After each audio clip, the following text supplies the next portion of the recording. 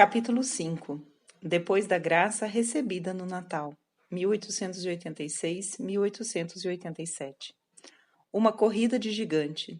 A noite de luz. Pranzini, meu primeiro filho. A imitação de Cristo e o padre Arminjon. No Mirante. Chamamento urgente. Desejo de entrar no Carmelo. Minha grande confidência. Recusa de titio. Concessão do milagre, oposição do superior do Carmelo, visita ao bispo, em Bayeux. Não estava tudo perdido. Se o céu me cumulava de graças, não era porque as merecesse, sendo ainda muito imperfeita. Tinha, na verdade, grande desejo de praticar a virtude, mas procedia fora de propósito. Eis um exemplo. Como era caçula, não estava habituada a servir-me sozinha. Celina arrumava nosso quarto de dormir em comum, e eu não fazia nenhum trabalho doméstico. Depois da entrada de Maria no Carmelo, acontecia-me algumas vezes que, para agradar ao bom Deus, tentava arrumar a cama, ou então, na ausência de Celina, ia de tarde recolher seus vasos de flores.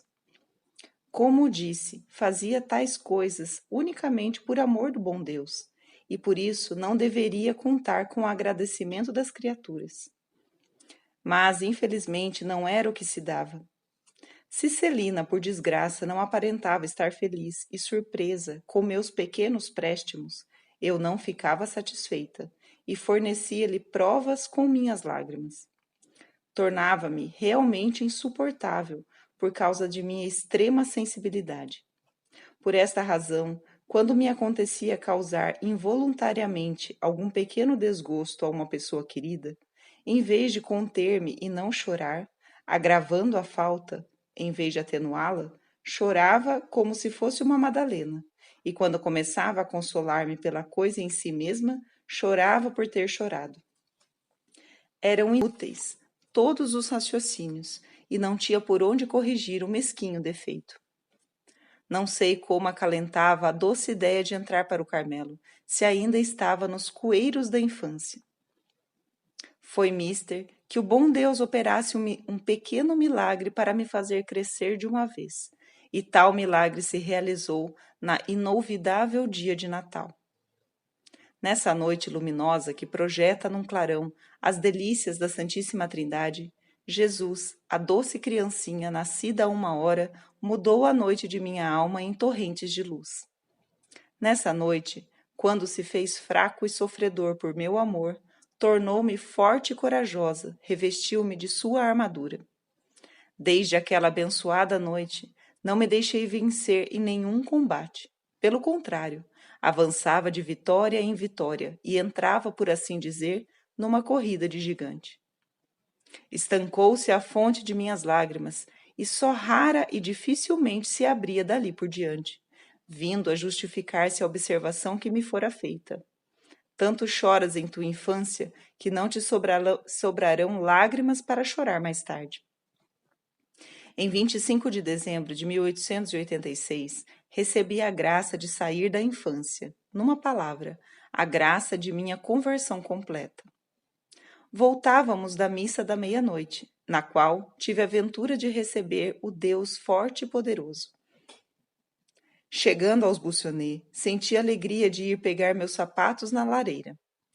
Tanta alegria nos proporcionara na infância o antigo costume, que Celina queria continuar a ter-me como caçula, por ser o bebê da família. Papai gostava de ver minha satisfação, de ouvir meus gritos de alegria, quando eu retirava cada surpresa de dentro dos sapatos encantados, e o contentamento do meu querido rei aumentava a minha felicidade. Jesus, porém, querendo mostrar-me que devia livrar-me dos defeitos da infância, subtraiu-me também as inocentes alegrias dessa idade. Permitiu que papai, extenuado com a missa da meia-noite, se enfadasse à vista dos meus sapatos na lareira e proferisse estas palavras que me atravessaram o coração. Afinal, que sorte ser este o último ano! Então, subia eu para tirar o chapéu. Conhecendo minha sensibilidade e vendo lágrimas brilharem em meus olhos, Celina também estava bem a ponto de chorar, pois me queria muito bem e compreendia minha mágoa. Ó, Teresa, disse-me ela, não desças. Ser-te-ia por demais custoso ir nesse momento ver o que há nos teus sapatos. Teresa, porém, já não era a mesma. Jesus transformara-lhe o coração. Depois de sufrar minhas lágrimas, desci rapidamente a escadaria. A comprimir as batidas do coração, peguei meus sapatos, coloquei-os diante do papai e fui tirando alegre todos os objetos, com o ar feliz de uma rainha. Papai ria-se, tinha também recuperado a alegria, e Celina estava sob a impressão de um sonho. Felizmente era uma doce realidade. Terezinha reencontrara a força de ânimo que perdera aos 4 anos e meio e conservá-la-ia para sempre. A partir desta noite de luz, começou o terceiro período da minha vida, o mais belo de todos, o mais repleto de graças do céu. A tarefa, que em 10 anos não me foi possível desempenhar, Jesus a executou num ápice, contentando-se com minha boa vontade, que nunca me faltou. Como seus apóstolos, poderia dizer-lhe: Senhor, pesquei toda a noite e nada apanhei. Para comigo, mais misericordioso ainda do que para com seus discípulos, o próprio Jesus tomou a rede, lançou-a e recolheu-a cheia de peixes. Fez-me pescadora de almas. Senti grande desejo de trabalhar pela conversão dos pecadores, desejo que nunca sentira de maneira tão pronunciada. Senti numa palavra a caridade penetrar-me no coração, a necessidade de esquecer-me a mim mesma para dar prazer, e desde então fui feliz. Quando, num domingo, olhava uma gravura de Nosso Senhor na cruz, impressionou-me com o sangue que escorria de uma de suas mãos divinas. Acometeu-me grande dor, considerando que o sangue caía por terra, sem que a ninguém interessasse recolhê-lo. E tomei a resolução de manter-me em espírito de fé junto à cruz, para receber o divino orvalho que dela promana, compreendendo que depois deveria espargi-lo sobre as almas. No coração me repercutia também continuamente o brado de Jesus na cruz: Tenho sede. Estas palavras acendiam em mim um ardor estranho e muito vivo. Queria dar de beber ao meu bem-amado e sentia-me a mim própria devorada de sede pelas almas. Não eram ainda as almas de sacerdotes que me empolgavam, mas as de grandes pecadores. Ardia no desejo de desviá-los das chamas eternas. Com o fito de incitar meu zelo, o bom Deus mostrou-me que meus desejos lhe eram agradáveis. Ouvira falar de um grande facínora que acabava de ser condenado à morte por crimes horrendos. Nota: Henrique Branzini, cujo processo começou em 9 de julho de 1887 e terminou no dia 13 pela condenação à morte. Foi então que Teresa se apaixonou pela conversão dele. Branzini foi executado a 31 de agosto de 1887. Tudo levava a crer que morreria impenitente. A todo custo queria eu impedi-lo de cair no inferno. Para o conseguir, aplicava todos os meios imagináveis. Sentindo que nada poderia por mim mesma, oferecia ao bom Deus todos os infinitos méritos de Nosso Senhor, os tesouros da Igreja. Pedi afinal a Celina mandasse celebrar uma missa em minha intenção, não me animando-me a fazê-lo pessoalmente, pelo receio de ser obrigada a declarar que era por Pranzini, o grande criminoso. Não queria também declará-lo a Celina, mas ela fez-me perguntas tão carinhosas e insistentes que lhe confiei meu segredo. Longe de zombar de mim, pediu-me para me ajudar na conversão do meu pecador. Aceitei-o reconhecida, pois quereria que todas as criaturas se unissem a mim, para implorarmos o perdão do culpado. Sentia, no fundo do coração, a certeza de que nossos desejos seriam atendidos. Entretanto, na intenção de criar coragem para continuar a rezar pelos pecadores, declarou a um Deus que estava muito segura de seu perdão ao mísero e desditoso Pranzini, que nisso acreditaria, apesar de não se confessasse nem manifestasse alguma sombra de arrependimento. Tanto era a minha confiança na infinita misericórdia de Jesus, mas que pelo meu simples consolo lhe pedia unicamente um sinal de arrependimento. Minha oração foi atendida ao pé da letra. Não obstante a determinação de papai não lêssemos nenhum jornal, julguei não estar desobedecendo quando lia os tópicos que se referiam a Pranzini. No dia imediato à execução, tomo em minhas mãos o jornal La Croix. Abro-o pressurosa e que vejo. Oh, minhas lágrimas traíram minha emoção. Foi preciso recatar-me. Não tendo confessado, Pranzini subiu ao patíbulo e preparava-se para meter a cabeça no lúgubre orifício, quando, levado por súbita inspiração, se volta e toma o crucifixo que o sacerdote lhe apresentava, beijando 3 vezes as sagradas chagas. Sua alma foi então receber a misericordiosa sentença daquele que declara haver no céu maior alegria por causa de um só pecador que faz penitência do que por 99 justos que não precisam de penitência. Obtive o sinal pedido, e o sinal era uma expressão fiel de graças que Jesus me tinha outorgado para me induzir a rezar pelos pecadores. Não foi diante das chagas de Jesus, vendo correr seu sangue divino, que a sede de almas me calou no coração? Queria eu dar-lhe a beber esse sangue imaculado, e os lábios do meu primeiro filho foram colar-se às sagradas chagas. Que resposta de inefável doçura! Oh, a partir dessa graça singular, dia por dia, se avolumava meu desejo de salvar almas. Tinha a impressão de que Jesus me dizia como a samaritana: dá-me de beber. Era um verdadeiro intercâmbio de amor. As almas davam o sangue de Jesus, e a Jesus oferecia as mesmas almas, retemperadas com seu divino orvalho. Assim me parecia tirar-lhe a sede. Mas quanto mais se lhe dava de beber, tanto mais crescia a sede de minha pobre alminha, e era esta sede ardente que ele me dava como a mais deliciosa bebida de seu amor.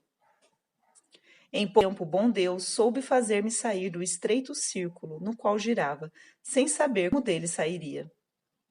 Grande é minha gratidão, quando vejo o caminho que me fez percorrer, todavia, devo dizê-lo. Apesar de já ter dado o passo maior, restava-me ainda muitas coisas a que devia renunciar.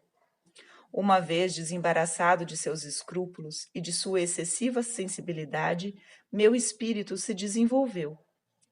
Sempre gostei do grandioso, do belo, mas naquela época fui levada por extremo desejo de saber. Não me restringindo às aulas e aos exercícios que minha professora me dava, aplicava-me por mim mesma a estudos especiais de história e ciências. Outros estudos deixavam-me indiferente, mas essas 2 matérias prendiam toda a minha atenção. Desta forma, adquiri em poucos meses maiores conhecimentos do que durante meus anos de estudo. Oh, que tudo não passava de vaidade e tribulação de espírito. Muitas vezes acudia à minha mente o capítulo da imitação de Cristo, onde se fala de ciências, mas sempre industriava um meio de continuar, apesar de tudo, dizendo a mim mesma que, estando em idade de estudar, nenhum mal me havia de fazê-lo. Creio não ter ofendido ao bom Deus, muito embora reconheça ter aí aplicado um tempo inútil, porque para tal fim só empregava certo número de horas, que não queria exceder, com o intuito de mortificar o desejo demasiado vivo de saber. Estava na idade mais cheia de perigos para as adolescentes.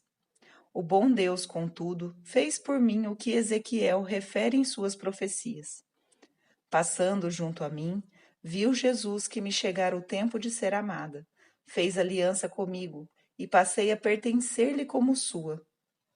Estendeu sobre mim seu manto, lavou-me com aromas preciosos, revestiu-me de roupas recamadas e deu-me colares e adereços de inestimável valor. Nutriu-me com flor de farinha, com azeite e mel em abundância. Então fiquei formosa aos seus olhos e fez de mim poderosa rainha. Ezequiel 16, 8, 13. Sim, Jesus fez tudo isso por mim. Poderia retomar cada palavra que acabo de escrever, provando que se realizou em meu favor, mas as graças que citei mais acima demonstram-no de maneira suficiente. Vou apenas falar do alimento que me prodigalizou em abundância. Desde muito, nutria-me da flor de farinha, contida na imitação de Cristo. Era o único livro que me fazia bem, pois não tinha ainda deparado com os tesouros que se ocultam no Evangelho. Sabia de memória quase todos os capítulos da minha querida imitação de Cristo. Este livrinho não me deixava nunca. No verão, carregava-o no bolso, no inverno, dentro do regalo. Isto se tornou tradicional. Em casa de titia, entretinham-me muito com ele, abriam-no ao léu e faziam-me recitar de cor o capítulo que se apresentava aos olhos. Aos 14 anos, com o meu desejo de saber, o bom Deus achou ser preciso juntar a flor de farinha, mel e azeite em abundância. O mel e o azeite me fez descobrir nas conferências do padre Armirjon sobre o fim do mundo atual e sobre os mistérios da vida futura. O livro fora emprestado ao papai por minhas queridas carmelitas, motivo pelo qual, ao contrário do meu costume, pois não lia os livros de papai, o pedi para ler. Essa leitura foi também uma das maiores graças de minha vida. Eu a fazia junto à janela do meu quarto de estudos, e a impressão que dela me ficou é por demais íntima e afetuosa para que a possa externar. Todas as verdades fundamentais da religião, os mistérios da eternidade, mergulhavam minha alma numa bem-aventurança que não é desta terra. Já pressentia, não com a vista corpórea, mas com a do coração, aquilo que Deus reserva aos que o amam, e vendo que as eternas recompensas não estão em nenhuma proporção com os leves sacrifícios da vida, queria amar a Jesus apaixonadamente, dar-lhe 1000 sinais de amor enquanto ainda o pudesse. Copiei vários trechos relativos ao perfeito amor e à acolhida que o bom Deus dará aos seus eleitos no momento que ele próprio se lhes tornar seu grande e eternal recompensa. Não parava de repetir as palavras de amor que me tinham abrasado o coração. Celina tornara-se íntima confidente dos meus pensamentos. Desde o Natal, podíamos entender-nos. Já não existia distância de idade, porque eu tinha crescido em tamanho e, sobretudo, em graça. Antes dessa época, queixava-me às vezes por não conhecer os segredos de Celina. Dizia-me ela que eu era muito pequena e precisava crescer, até a altura de um tamborete, para que lhe fosse possível ter confiança em mim. Quando estava ao seu lado, gostava de trepar no precioso tamborete e dizer-lhe que me falasse com intimidade. Mas era inútil meu estratagema. Havia uma distância que ainda nos separava. Jesus, que queria fazer-nos progredir juntas, criou em nossos corações vínculos mais possantes do que os do sangue. Fez com que nos tornássemos irmãs de alma. Em nós se averiguaram as palavras do cântico de São João da Cruz. Falando ao esposo, a esposa exclama: seguindo vossos passos, as donzelas percorrem ligeiras o caminho. O toque da faísca, o vinho temperado fazem com que tenham aspirações divinamente perfumadas. Sim, era bem ligeiras que seguíamos os passos de Jesus. As faíscas de amor que se semeavam a mãos cheias em nossas almas, o vinho delicioso e o forte que nos dava a beber. Faziam desaparecer de nossos olhos as coisas passageiras, e de nossos lábios brotavam aspirações de amor, inspiradas por ele.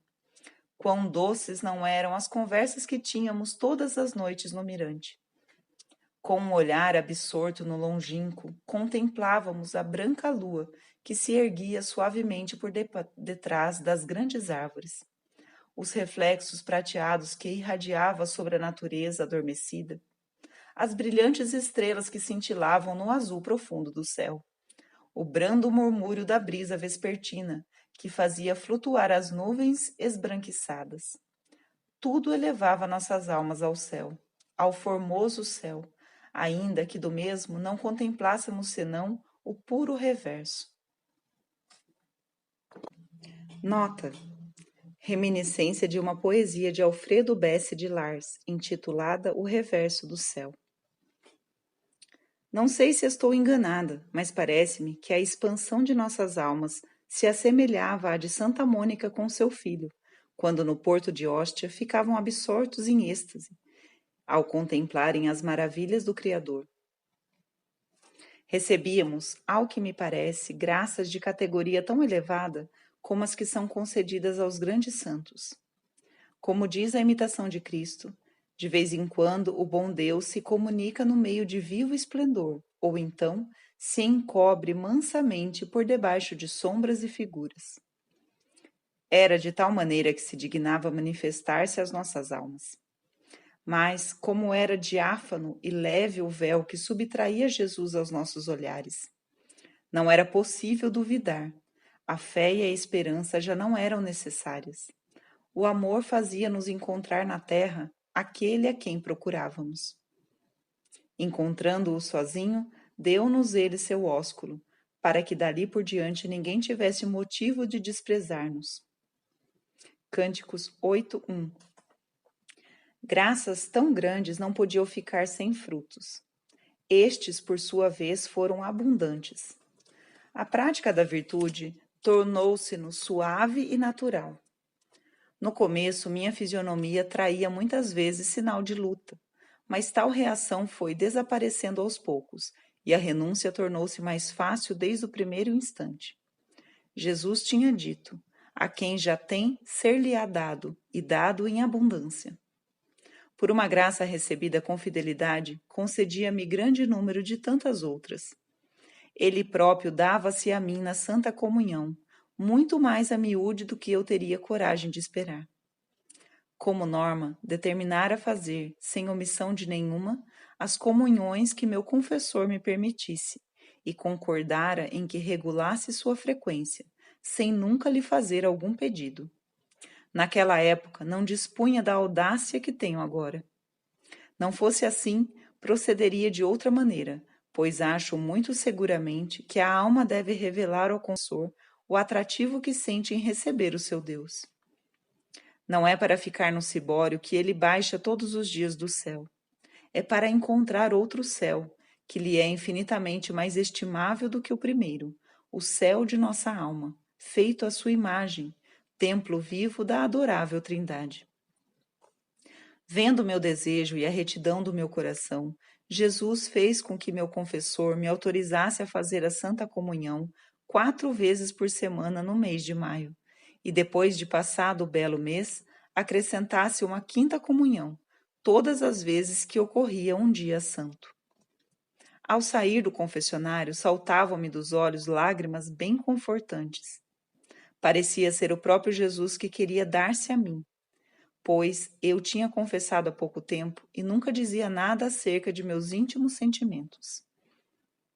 O caminho pelo qual andava era tão reto e tão luminoso que não havia mister de outro guia senão Jesus.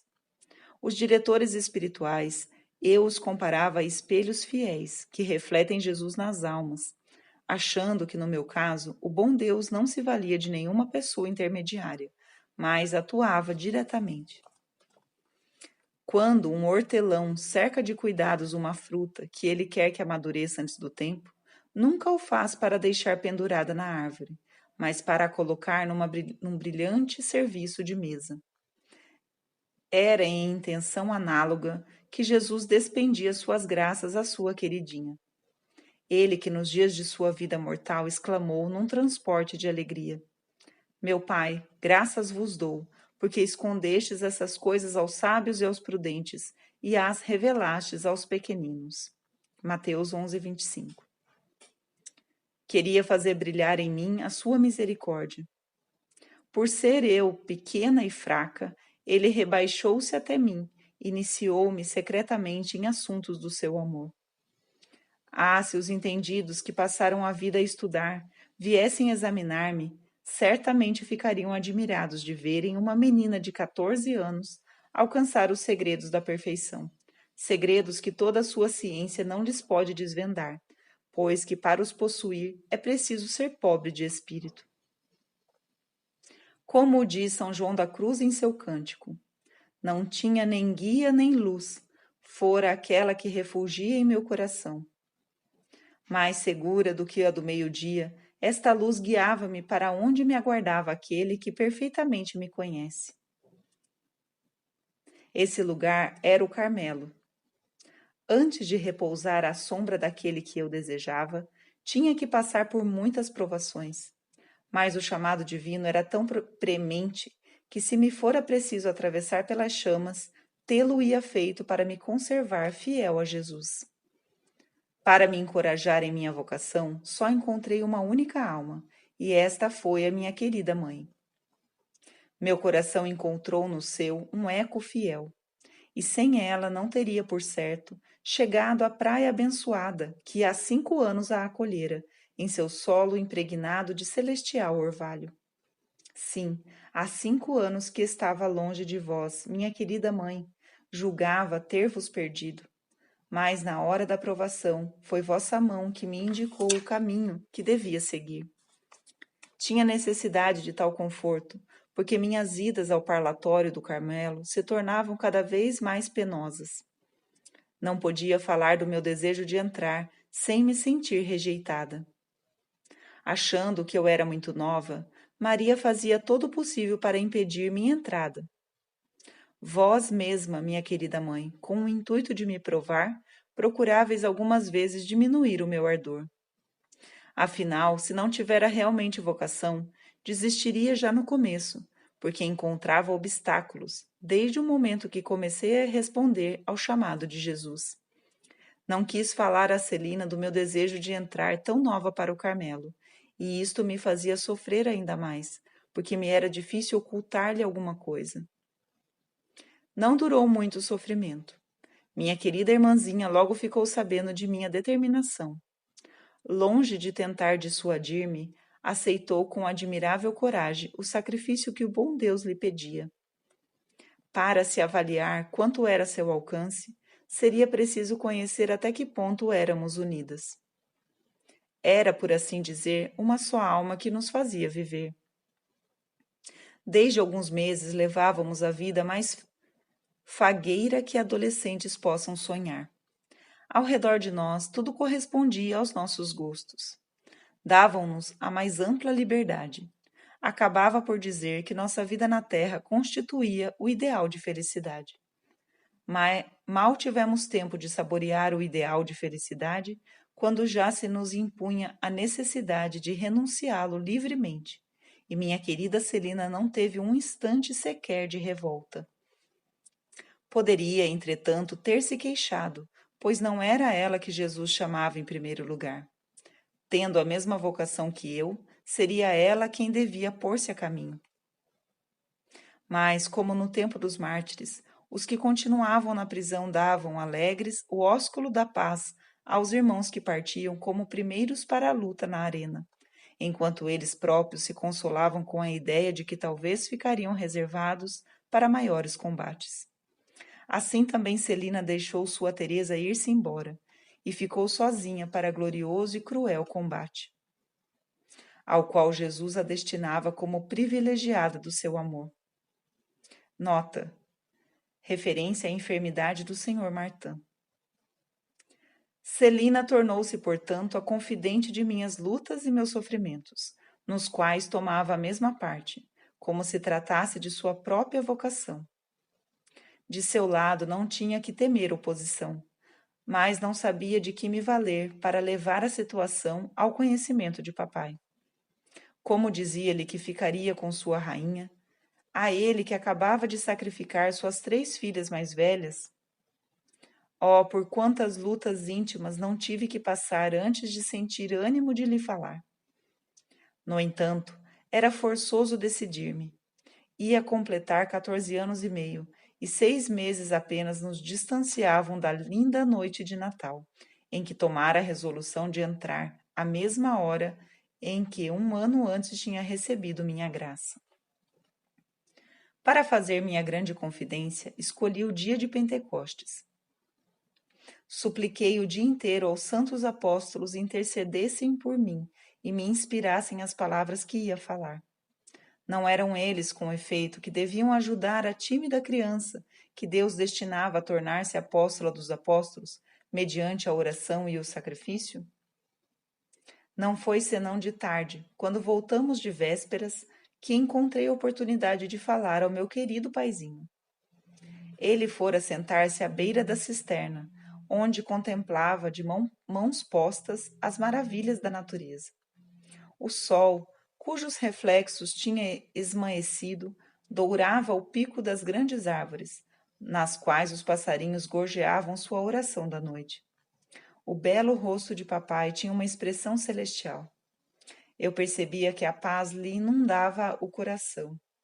Sem dizer uma só palavra, sentei-me ao seu lado, com os olhos rasos de lágrimas. Ele olhou-me com ternura, segurou-me pela cabeça, apoiou-a contra o coração e disse-me: Que tens, minha rainhazinha? Abra-te comigo. Levantando-se depois, como que para disfarçar a própria emoção, pôs-se a andar a passos lentos, sempre segurando minha cabeça contra o coração. Entre lágrimas, confiei-lhe meu desejo de entrar no Carmelo. Então suas lágrimas fundiram-se com as minhas. No entanto, não proferiu palavra alguma que me desviasse de minha vocação. Limitou-se simplesmente a observar-me, que era ainda muito nova para tomar decisão de tanta gravidade. Eu, porém, advoguei tão bem minha causa, que com sua índole simples e reta, papai logo se capacitou de que meu desejo era o do próprio Deus, e em sua fé profunda exclamou que o bom Deus lhe fazia grande honra em lhe pedir assim suas filhas. Prosseguimos muito tempo o novo passeio.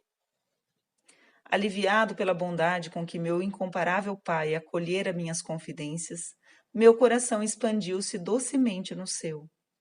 Papai parecia fruir de serena alegria, proveniente do sacrifício consumado. Falou-me como um santo. Quisera lembrar suas palavras, para as consignar aqui, mas delas só me ficou uma recordação muito balsâmica, que não consigo manifestar por palavras. O que me lembro perfeitamente é um ato simbólico que meu querido rei executou sem o perceber. Acercando-se de um muro de pouca altura, mostrou-me umas florzinhas brancas, parecida com lírios em miniatura. Tomou uma das flores e deu-me, explicando-me com que solicitude o bom Deus a fizera nascer e a conservara até aquela data. Ao ouvi-lo falar, julgava ouvir minha própria história, tanta era a semelhança no que Jesus fizera pela Florinha e pela Terezinha. Recebi a Florinha como se fosse uma relíquia, e observei que, querendo apanhá-la, papai a tirara com todas as raízes, sem a quebrar. Parecia destinada a continuar ainda viva noutra terra, mais fértil do que o tenro musgo, onde passou os primeiros dias de existência. Era essa, exatamente, a mesma ação que papai, momentos antes, acabava de ter para comigo, quando me permitiu galgar a montanha do Carmelo e abandonar a amena planície, testemunha de meus primeiros passos na vida. Coloquei minha florinha branca dentro da minha imitação de Cristo, no capítulo intitulado Devemos amar a Jesus sobre todas as coisas. E ali continua ainda. Só que a haste se quebrou bem perto, e assim parece o bom Deus indicar-me que dentro em breve romperá os liames de sua florzinha, não a deixando murchar sobre a terra. Obtido o consentimento de papai, julgava poder voar sem receio ao Carmelo. Mas provações bem dolorosas deviam ainda provar minha vocação. Foi a tremer que confiei ao titio a resolução que tinha tomado. Prodigalizou-me todas as possíveis demonstrações de ternura. Não me deu, todavia, permissão de partida. Ao contrário, proibiu-me que lhe falasse de minha vocação antes da idade de 16 anos. Seria contra a prudência humana, dizia ele, fazer entrar no Carmelo uma criança de 15 anos. Sendo a vida de carmelita, vida de filósofo aos olhos do mundo, seria prejudicar a religião deixar que uma criança inexperiente a abraçasse. Todo mundo faria comentários, etc, etc. Declarou até que seria mister um milagre para o decidir a dar-me permissão de partida.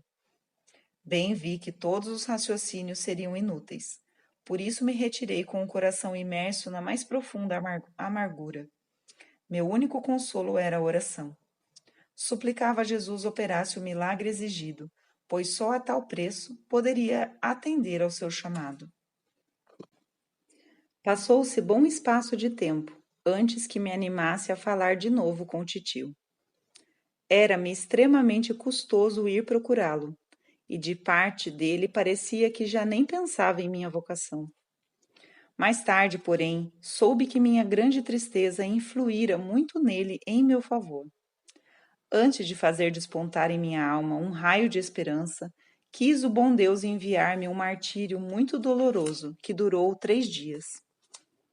Oh, nunca dantes compreendi tão bem como nesta provação a dor da Santíssima Virgem e de São José quando procuravam o menino Jesus.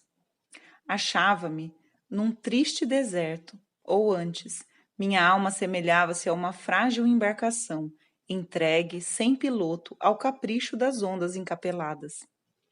Eu o sei, Jesus estava ali a dormir em minha barquinha, mas a noite era tão escura que me era impossível divisá-lo. Nada me aclarava, nem um relâmpago sequer vinha sulcar as nuvens tenebrosas. Não resta dúvida, é bem tristonho o clarão dos relâmpagos, mas se a tempestade pelo menos irrompesse abertamente, poderia eu enxergar Jesus por um instante. Mas era a noite, a profunda noite da alma. Como Jesus, no jardim da agonia, sentia-me só, não encontrando consolo nem na terra nem nos céus. O bom Deus parecia ter me abandonado. A natureza dava a impressão de compartilhar minha amarga tristeza, pois que em 3 dias o sol não fez brilhar nenhum de seus raios, e a chuva caía torrencialmente. Reparei que em todas as circunstâncias graves de minha vida, a natureza era uma imagem de minha alma. Em dias de lágrimas, o céu chorava comigo. Em dias de alegria, o sol enviava profusamente seus raios alegres, e o azul do céu não se escurecia por nenhuma nuvem. No 4º dia final, que por sinal era sábado, dia consagrado à meiga rainha dos céus, fui visitar titio. Qual não foi minha surpresa quando o vi dar-me atenção e fazer-me entrar no gabinete, sem que lhe manifestasse tal desejo. Começou por me passar suave repreensão, porque parecia ter medo dele. E disse-me depois que não era preciso pedir milagre, e que tinha unicamente rezado ao bom Deus lhe desse um simples toque de coração, e fora atendido. Ah, eu que não tive tentação de implorar milagre, porque para mim o milagre estava concedido. Meu tio já não era o mesmo. Sem fazer nenhuma alusão à prudência humana, disse-me que eu era uma florzinha que o bom Deus queria colher, e que a isso já não faria oposição. Verdadeiramente digna dele era a resposta definitiva. Pela 3ª vez, esse cristão de uma outra idade permitia a uma de suas filhas, adotadas pelo seu coração, sepultar-se longe do mundo. Titia também foi admirável em delicadeza e prudência. Não me ocorre que na minha aprovação me tivesse dito alguma palavra capaz de agravá-la. Percebia que tinha grande compaixão de sua pobre Terezinha. Por isso, quando alcancei o consentimento do meu querido tio, ela me deu o seu, mas não sem me demonstrar de 1000 modos que minha partida a deixaria pesarosa. Pena é que nossos queridos familiares mal podiam ainda imaginar que teriam mais 2 vezes de repetir o mesmo sacrifício. Mas quando o bom Deus estendia a mão, sempre para pedir, não a apresentava vazia. Dela puderam seus mais queridos amigos colher abundantemente a força e a coragem que lhes eram tão necessárias. O coração, porém, arrasta-me para muito longe do meu assunto, ao qual retorno quase que contra a vontade. Depois da resposta de meu tio, compreendeis, minha mãe. Com que alegria retomei o caminho dos Bussonnet. Debaixo do belo céu, cujas nuvens se tinham dissipado por completo. Em minha alma cessara também a noite. Ao despertar, Jesus tinha-me restituído a alegria. Acalmara o rumorejar das ondas. Em lugar do vendaval da provação, doce aragem enfunava minha vela, e eu acreditava que logo aportaria a abençoada praia que via bem perto de mim. Estava realmente bem próxima de minha barquinha. No entanto, mais de uma tempestade iria ainda levantar-se e tirar-lhe a visão do seu farol luminoso, incutindo-lhe o temor de ter se afastado para sempre da praia tão ardentemente desejada. Poucos dias depois de alcançado o consentimento de meu tio, fui visitar-vos, minha querida mãe, e falei-vos da minha alegria por terem passado todas as minhas provações. Mas qual não foi minha surpresa e inquietação de espírito quando ouvi vossa declaração de que o Senhor Superior não consentiria em minha entrada antes da idade de 21 anos. Ninguém cogitara nessa oposição, a mais invencível de todas. Ainda assim, sem perder a coragem, fui pessoalmente com papai e Celina à casa de nosso padre, com o sentido de tentar comovê-lo, fazendo-lhe ver que eu tinha sim vocação para o Carmelo. Recebeu-nos muito friamente. Nada adiantou que meu incomparável paizinho juntasse suas instâncias às minhas. Não pôde demover sua posição de espírito. Disse-me que não havia perigo na demora, que podia em casa levar uma vida de carmelita, e nem tudo estaria perdido, ainda que me não castigasse com disciplina, etc., etc. Acabou, afinal, acrescentando que não era senão delegado do senhor bispo, e que se o mesmo quisesse permitir-me a entrada para o Carmelo, nada mais teria que objetar. Saí em prantos da casa canônica.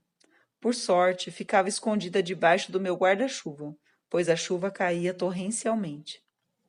Papai não sabia como consolar-me. Prometeu-me levar-me a Bayeux, logo que manifestei tal desejo, pois estava decidida a atingir meus objetivos.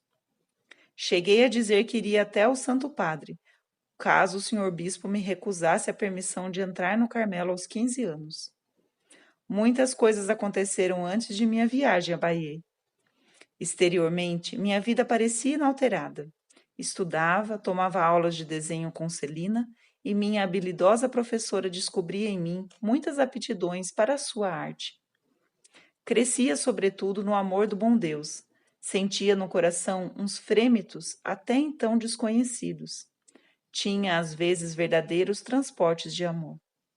Uma noite, não sabendo como declarar a Jesus que o amava e quanto o desejava amado e glorificado em toda a parte, veio-me o doloroso pensamento que do inferno não poderia ele jamais receber um único ato de amor. Então declarei ao bom Deus que, para dar-lhe prazer, de boa mente consentiria em ver-me ali imersa, a fim de que ele fosse eternamente amado nesse lugar de blasfêmia. Era de meu conhecimento que isso não poderia glorificá-lo, mas quando a gente ama, sente a necessidade de dizer 1000 desatinos. Se falasse assim, não era porque o céu não excitasse minha ambição, mas, no caso, minha imagem do céu não era outra senão o amor, sentido como São Paulo, que nada poderia apartar-me do divino objeto que me fascinara. Antes de abandonar o século, o bom Deus deu-me a consolação de conhecer mais de perto almas de criança. Por ser a mais nova da família, nunca tivera essa aventura. Eis as tristes circunstâncias que me proporcionaram. Uma pobre mulher, parente de nossa empregada, morreu na flor da idade e deixou 3 filhinhos. Durante sua doença, recolhemos em casa as 2 menininhas, a mais velha das quais não tinha ainda 6 anos. Dedicava-me a elas o dia inteiro e dava-me grande prazer verificar com que candura acreditavam tudo o que lhes falasse. Certo é que o santo batismo deposita nas almas um germe muito profundo das virtudes teologais, uma vez que já se manifestam desde a infância, e que a esperança dos bens futuros é quanto basta para levar à aceitação de sacrifícios. Quando queria ver minhas 2 filhinhas bem conciliadas entre si, em lugar de prometer brinquedos e balas, a que condescendesse com a irmã, falava-lhes das eternas recompensas que o menino Jesus dará no céu às criancinhas bem comportadas. A mais velha, cujo raciocínio começava a desenvolver-se, fitava-me com os olhos a brilhar de alegria, fazia-me 1000 graciosas perguntas a respeito do menino Jesus e de seu belo céu, e com entusiasmo me prometia condescender sempre com a irmã. Afirmava que nunca na vida esqueceria o que lhe tinha dito a grande senhorita, pois era assim que me chamava. Considerando de perto tais almas inocentes, compreendi qual não seria a desgraça de não as formar devidamente, desde o despertar da razão, enquanto ainda se assemelham à cera mole, na qual é possível moldar o selo tanto da virtude como da maldade. Compreendi o que Jesus disse no Evangelho. Melhor seria ser lançado ao mar do que escandalizar um só destes pequeninos. Oh, que de almas não chegariam à santidade se fossem bem orientadas. Sei que o bom Deus não carece de ninguém para fazer sua obra. Mas, assim como ele faculta a um jardineiro competente o cultivar plantas raras e mimosas, e para tanto lhe ministra a ciência necessária, e a si mesmo reserva a incumbência de fecundar, da mesma maneira quer Jesus ser ajudado no divino cultivo das almas. Que aconteceria se um jardineiro incompetente não enxertasse bem seus arbustos?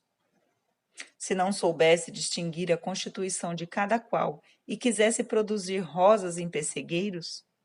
Faria morrer a árvore, que, aliás, era boa e capaz de produzir frutos. Assim se torna necessário saber discriminar, já na infância, o que o bom Deus exige das almas e coadjuvar a ação de sua graça, sem que a ultrapasse ou retarde. Da mesma forma que os filhotes de passarinhos aprendem a cantar, ouvindo seus pais, assim também as crianças aprendem a ciência das virtudes, o sublime canto do amor divino, no trato com as almas encarregadas de formá-las para a vida.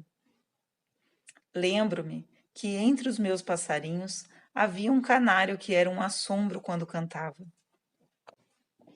Havia também um filhote de pinta-roxo, ao qual prodigava meus maternais cuidados, porque o adotara antes que ele tivesse a sorte de gozar liberdade. O coitadinho do prisioneiro não tinha pais que lhe ensinassem a cantar. Mas, como ouvisse de manhã à noite os alegres gorjeios do canário, seu companheiro quis imitá-lo. Era tarefa difícil para um pinta-roxo. Por isso, sua voz macia custou afinar-se com o timbre vibrante de seu maestro de música. Era um encanto apreciar os esforços do coitadinho. Foram, porém, coroados de bom êxito, pois que seu canto, embora se conservasse muito mais suave, era absolutamente idêntico ao do canário. Ó, minha querida mãe, fostes vós que me ensinastes a cantar. Era a vossa voz que me encantava desde a infância, e agora tenho a consolação de ouvir dizer que vos sou semelhante. Bem sei quanto ainda estou longe disso, mas espero que, apesar de minha fraqueza, repita eternamente o mesmo cântico que o vosso. Antes da minha entrada no Carmelo, colhi ainda muitas experiências quanto à vida e às misérias do mundo, mas estas particularidades me levariam muito longe. Retomarei a narrativa da minha vocação. O dia 31 de outubro ficou marcado para a minha viagem à Bahia. Viajei sozinha com o papai, o coração cheio de esperança, mas também estava muito impressionada com o pensamento de que ia apresentar-me no bispado. Pela primeira vez na vida, faria uma visita sem a companhia de minhas irmãs, e a visita seria a um bispo. Eu, que nunca tinha necessidade de falar senão para responder a perguntas que me fizessem, devia por mim mesma explicar a finalidade de minha visita, expor as razões que me levavam a solicitar a admissão no Carmelo. Numa palavra, devia demonstrar a firmeza de minha vocação. Oh, quanto me não custou fazer a viagem!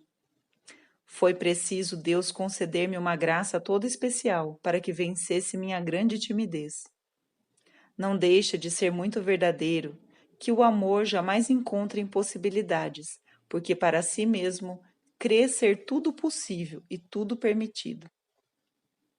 De fato, foi só o amor de Jesus que me pôde fazer superar essas dificuldades e as outras seguintes, pois foi de seu agrado fazer-me realizar minha vocação, através de muitas provações.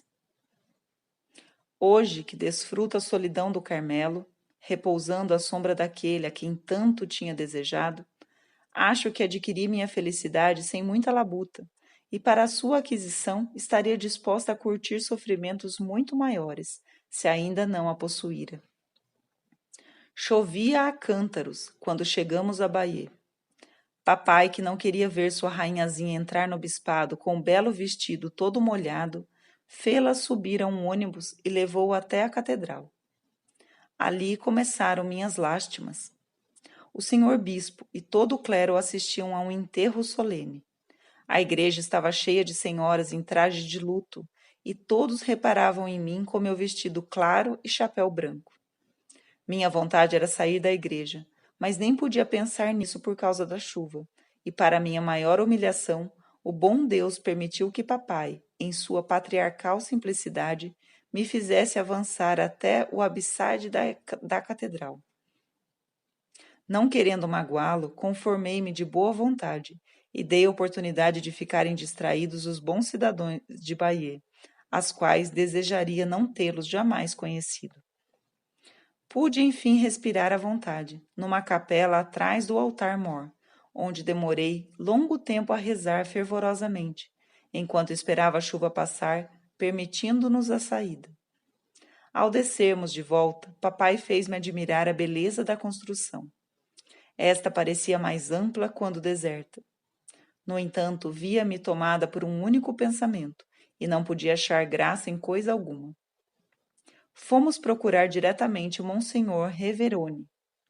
Estava ciente de nossa chegada, pois tinha pessoalmente marcado a data de nossa viagem. Não obstante, estava fora de casa. Foi-nos tão preciso perambular pelas ruas que me pareceram bem tristonhas. Voltamos afinal para os arredores do bispado, e papai conduziu-me a um belo hotel, onde não rendi homenagem à perícia do cozinheiro. O pobre paizinho tinha para comigo uma ternura quase incrível. Dizia-me não ficasse pesarosa, o senhor bispo certamente atenderia meu pedido.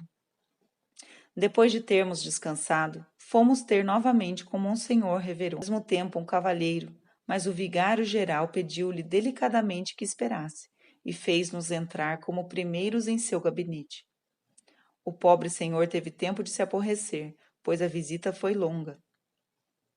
Monsenhor Reveroni mostrou-se muito amável. Creio, porém, que a razão de nossa viagem o deixou muito surpreso. Depois de me fitar com um sorriso e de formular algumas perguntas, disse-nos: Vou apresentar-vos o senhor bispo, tendo a bondade de seguir-me. Como visse lágrimas brotarem em meus olhos, acrescentou: Ah, que estou a ver diamantes. Não convém mostrá-los ao senhor bispo. Fez-nos atravessar vários compartimentos muito grandes, guarnecidos de retratos de bispos. Quando me vi nos grandes salões, tive-me em conta de uma formiguinha e perguntava-me a mim mesma sobre o que me atreveria a conversar com o senhor bispo. Passeava ele num corredor, entre dois sacerdotes. Vi Monsenhor Reveroni dizer-lhe algumas palavras e vir de volta com ele.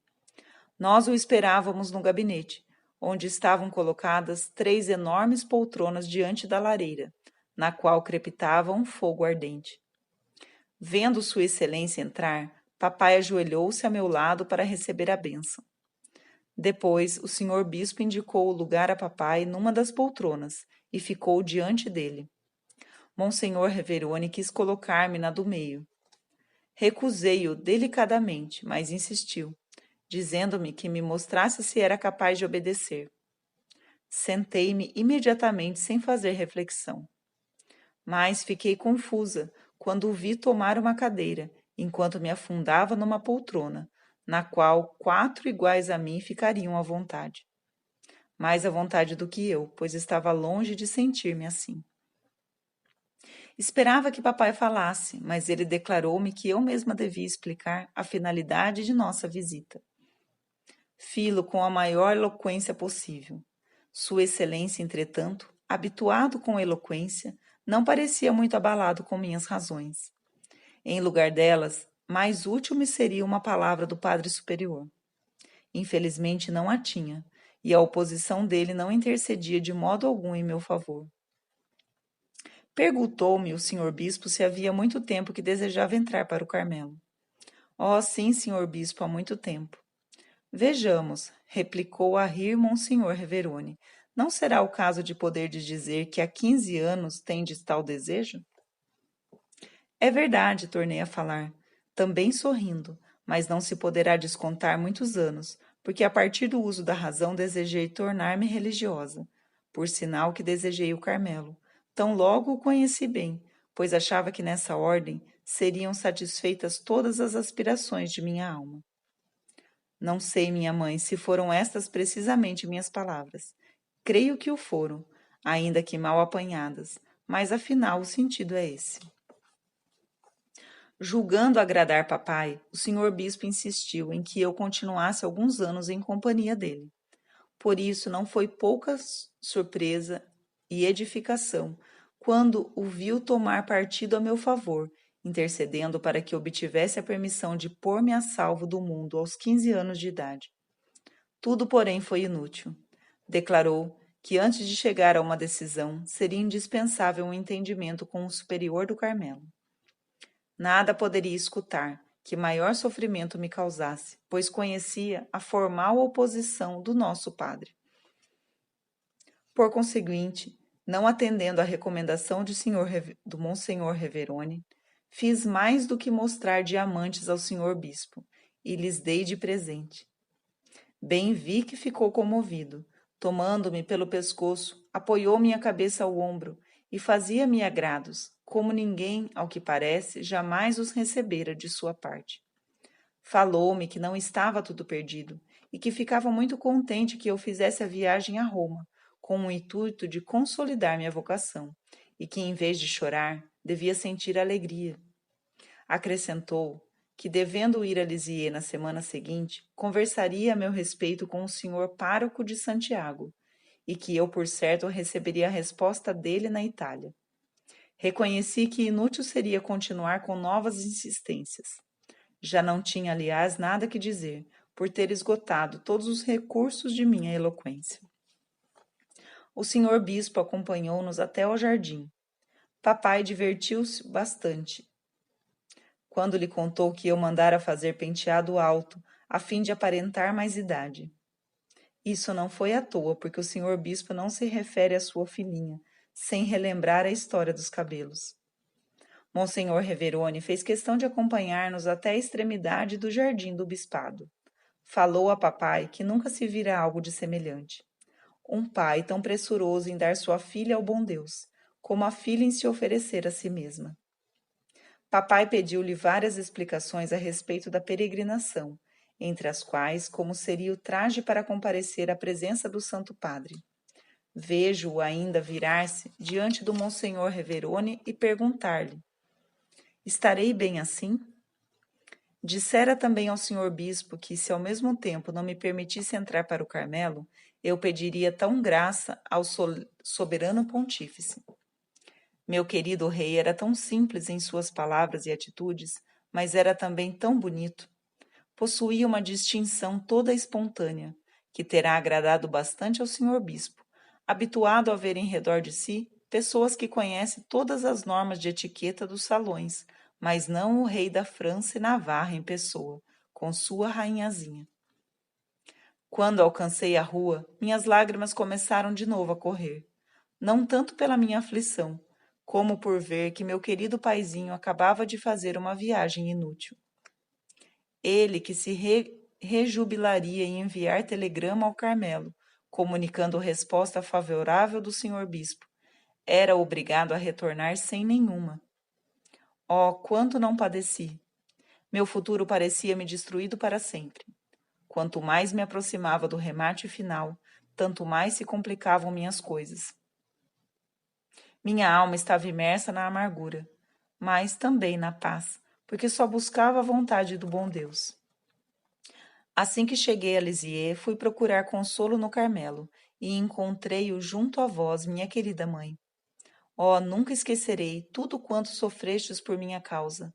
Se não fora o receio de profaná-las, pelo fato de me valer delas, poderia citar as palavras dirigidas por Jesus aos apóstolos, na noite de sua paixão.